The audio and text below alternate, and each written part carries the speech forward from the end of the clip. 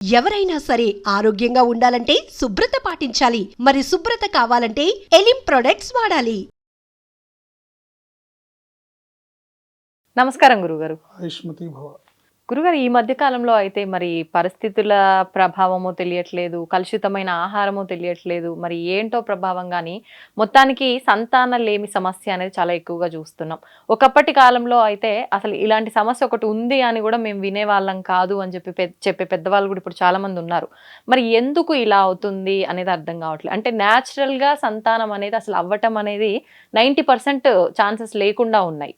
అంటే 90% మందికి ఖచ్చితంగా ఐవీఎఫ్లో మెడిసిన్ వాడటం ద్వారానో, ఇంకా ఇన్ని ప్రయత్నాలు చేసినా అసలు అవ్వని వాళ్ళు, ఎన్ని మొక్కులు మొక్కి గుళ్ళ చుట్టూ తిరిగి ఎన్ని చేసినా అవ్వక ఎవరన్నా తెచ్చి పెంచుకునే పరిస్థితిలో ఉన్న వాళ్ళు కూడా ఉన్నారు.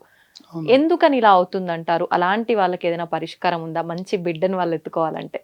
తప్పకుండా ఉంటుందండి. ఎందుకంటే మన ధర్మశాస్త్రం, మన హైందవ ధర్మంలో పెద్దలు చాలా రకాల తరుణోపాయాలు మనకు చెప్పున్నారు. మన మునులు ఋషులు అనేక రకాల పరిహారాలను మనకు తెలియజేశారు. ఏదేమైనప్పటికీ కూడా మనం జీవన విధానంలో వచ్చిన విపరీత ధోరణులు, విపరీతమైన మార్పుల వల్ల మనకి ఇలాంటి పరిస్థితులను ఎదుర్కొంటున్నాం. తినే ఆహారం కలుషితం, దాంట్లో బలం లేకపోవడం, ఫాస్ట్ ఫుడ్, తర్వాత ప్యాకేజ్డ్ ఫుడ్, ఇవన్నీ తినడం, తర్వాత భార్యాభర్తలు ఇద్దరూ కూడా సంతానాన్ని కనడానికి మెంటల్లీ ప్రిపేర్ అవ్వకపోవడం, ఇవి మెయిన్ రీజన్స్. తర్వాత ఉన్న హెల్త్ సరిగ్గా లేకపోవడం, సంతానం కలిగే వాళ్ళ వివాహం అవ్వగానే సంతానానికి యోగ్యంగా ఉండే కాలం ఏదుందో ఆ టైంలో మాకు ఇప్పుడిప్పుడే వద్దని పోస్ట్ పోన్ చేయడం, గర్భనిరోధక పరిహారాలని వాడడం, వీటన్నిటికీ ఇవి కారణాలు అవుతాయి. తర్వాత వీళ్ళు ఎప్పుడు కావాలనుకుంటారు అంటే ఎప్పుడు సమయం ఉందో అప్పుడు దాన్ని పోస్ట్ పోన్ చేసి అడ్డుకొని ఇప్పుడు వద్దని చేయి అడ్డ పెడుతున్నారు. కావాల్సినప్పుడు కావాలంటే ఎక్కడ వస్తుంది? తర్వాత ఇప్పుడు ఉండే ఈ ఒత్తిడి ప్రపంచంలో స్త్రీకి ఎక్కువగా పని ఒత్తిడి, ఇంట బయట అంతా పని ఒత్తిడి, ఇద్దరు ఉద్యోగాలు చేయాల్సిన పరిస్థితి. ఈ పరిస్థితిలో వాళ్ళు తీసుకునే ఆహారం సమతుల్యమైన పౌష్టికాహారాన్ని తీసుకోపోవటం వల్ల తనకి మ్యాక్సిమం లేడీస్కి హార్మోనల్ ఇంబ్యాలెన్స్, ఈ హార్మోనల్ ఇంబ్యాలెన్స్ వల్ల శరీరం మాతృత్వాన్ని అంగీకరించే స్థితిలో లేకపోవడం, కావాల్సినప్పుడు వచ్చే సమయంలో అడ్డుబాటు పెట్టుకోవడం, తర్వాత కావాలన్నప్పుడు రాకపోవడం అనేది జరుగుతుంది. దీనికి అనేక రకాల రీజన్స్ ఉన్నాయి. అయితే న్యాచురల్ వేలో సంతానాన్ని పొందాలి అంటే కనుక ఇప్పుడు భార్యాభర్తలు ఇద్దరు కూడా వారి వారి ప్రవర్తనలో వాళ్ళు మనస్ఫూర్తిగా మాకు సంతానం కావాలి అని కోరుకోవాలి, సంతానవంతులం అవ్వాలి అని కోరుకోవాలి. తర్వాత స్త్రీమూర్తి మాతృమూర్తిగా మారడానికి తన మనసుని సంసిద్ధత వ్యక్తం చేసి సంసిద్ధురాలై ఉండాలి.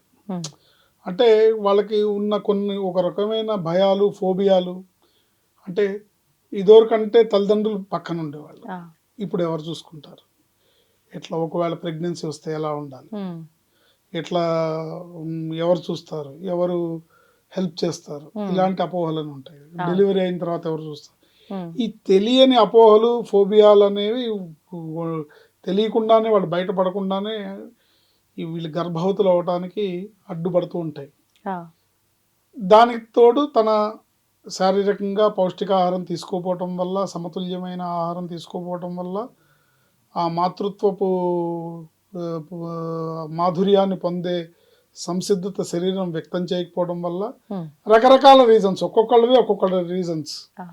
ఈ రీజన్స్ వల్ల కావాలి కావాలి అంటే ఏం చేస్తున్నారంటే సంతానం కలగకపోతే ఈ సంతాన సాఫల్య కేంద్రాల చుట్టూ తిరగడం, ఐవీఎఫ్లు, ఆ ప్రక్రియ ఈ ప్రక్రియ ఏదో చేసి కృత్రిమంగా సంతానాన్ని పొందాలని ప్రయత్నం చేయడం, ఇలా రకరకాలు చేస్తున్నారు. ఏం అక్కర్లేదు. ముందు మీరు సంతానం కావాలన్నప్పుడు భార్యాభర్త ఇద్దరు బలంగా గట్టిగా సంకల్పించాలి. మాకు సంతానం కావాలి, మాకు బిడ్డ పుట్టాలి అని బలంగా సంకల్పించుకోవాలి. ఎటువంటి భయాలు లేవు. అన్నిటికీ భగవంతుడు ఉన్నాడు, అన్నిటికీ దారి చూపిస్తాడు. మనం మానసికంగా సంసిద్ధులం అవ్వాలి. అంతే. వీళ్ళ ప్రయత్నం వీళ్ళు గట్టిగా చేయాలి. వీళ్ళు ఫ్యామిలీ లైఫ్లో కానివ్వండి, వాళ్ళు పరిపూర్ణంగా మేము సంతానం కనాలి, నాకు ప్రెగ్నెన్సీ రావాలి అని పరిపూర్ణంగా స్త్రీ సంసిద్ధత మానసికంగా సిద్ధం అవ్వాలి. అట్లాగే పురుషుడు కూడా నేను తండ్రిని అవ్వాలి, మాకు పిల్లలు కావాలి, మాకు వారసులు కావాలి, నాకు మహాలక్ష్మి లాంటి ఆడపిల్ల కావాలి, లేకపోతే మా ఇంటికి వారసుడిగా ఒక బిడ్డ కావాలి. So what ever it maybe మీరు బలంగా ఇద్దరు సంకల్పించుకొని, ముఖ్యంగా చెప్పాలంటే ఈ ఒత్తిడితో కూడుకున్న జీవన విధానంలో ఇద్దరు వర్క్ చేసి వచ్చిన తర్వాత, భోజనం చేసి పడుకున్న తర్వాత వాళ్ళు మనసిప్పి మాట్లాడుకునే అవకాశమే ఉండదు. వాళ్ళు ప్రేమగా ఒకళ్ళనొకళ్ళు ఆప్యాయంగా పలకరించుకునే అవకాశమే ఉండదు. యాంత్రికమైన జీవన విధానం కాకుండా పరిపూర్ణంగా మేము సంతానాన్ని పొందాలి అనే జీవన విధానాన్ని వాళ్ళు అలవర్చుకుంటే తప్పకుండా సంతానవంతులు అవుతారు. దీనికి ఇంకా చెప్పాలంటే స్త్రీమూర్తి ఎవరైతే ఆ సంతాన తల్లి కావాలని కోరుకుంటుందో ఆవిడ వాళ్ళ ఇంటి చుట్టుపక్కల ఉన్న వాళ్ళ బంధువుల్లో ఉన్న పసిపిల్లల్ని ఎత్తుకొని తానే తల్లిగా భావించాలి. అంటే తన బిడ్డగానే తన్ని భావించి తన్ని ఎత్తుకోవడము, అలా ముద్దాడము చేస్తూ ఉంటే హార్మోన్స్ యాక్టివేట్ అవుతాయి, మాతృత్వపు హార్మోన్స్ యాక్టివేట్ అవుతాయి. సో నేను కావాలనే డిజైర్ బలంగా ఉండాలి. దీనికి భగవంతుడి తోడు, భగవంతుడి యొక్క అనుగ్రహం కూడా మనకి కావాలి. కాబట్టి ఒక ఇట్లా చేతిలో లడ్డు పట్టుకొని ఉండే, వెన్నముద్ద పట్టుకొని ఉన్న కృష్ణుడి బొమ్మ ఉంటుంది. ఫోటో కానీ ఆ బొమ్మను కానీ ఒక విగ్రహాన్ని కానీ లడ్డు కృష్ణుడు అంటారు అందరూ. సో ఆ విగ్రహానికి పూజ చేసుకోవాలి.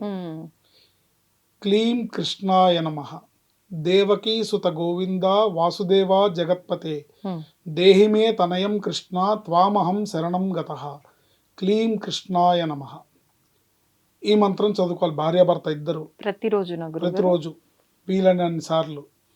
క్లీం కృష్ణాయ నమః, దేవకీ సుత గోవింద వాసుదేవ జగత్పతే, దేహిమే తనయం కృష్ణ త్వామహం శరణం గతః, క్లీం కృష్ణాయ నమః.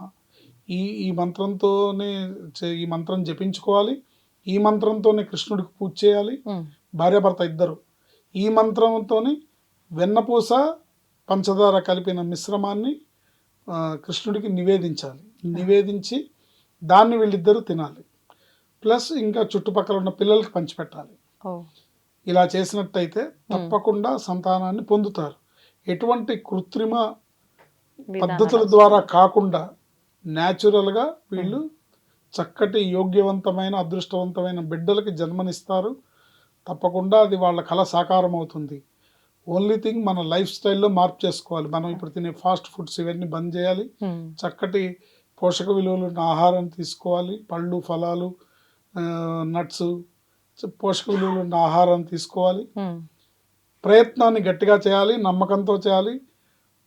మీ మీద మీకు నమ్మకం ఉండాలి, భగవంతుడి మీద నమ్మకం ఉండాలి, సమాజం మీద నమ్మకం ఉండాలి, పుట్టబోయే బిడ్డల మీద నమ్మకం ఉండాలి. తప్పకుండా ఎవరైనా సంతానవంతులు అవ్వచ్చు. భగవంతుడు మనకు ఆ అవకాశాన్ని ఇచ్చాడు. ఏమండి, పశువులు బిడ్డలు కట్టున్నాయి కదా, మరి అవి ఏ IVF సెంటర్లకు వెళ్తున్నాయి? అవసరం ఏంటి? మనిషిగా బతికితే మనిషిలాగా చక్కగా సంతానాన్ని పొందే అవకాశం ఉంది. అందుకు మన ఆలోచన విధానం మారి మీరు బలమైన సంకల్పంతో భార్యాభర్త ఇద్దరు కూడా ప్రేమతో అన్యోన్యతతో సంతానం కోసం ప్రయత్నిస్తే తప్పకుండా సంతానవంతులు అవుతారు. ఈ ప్రయత్నాలు చేస్తే చూడండి, తప్పకుండా విజయాన్ని సాధిస్తారు. ధన్యవాదాలు గురుగారు. ఆయుష్మతి.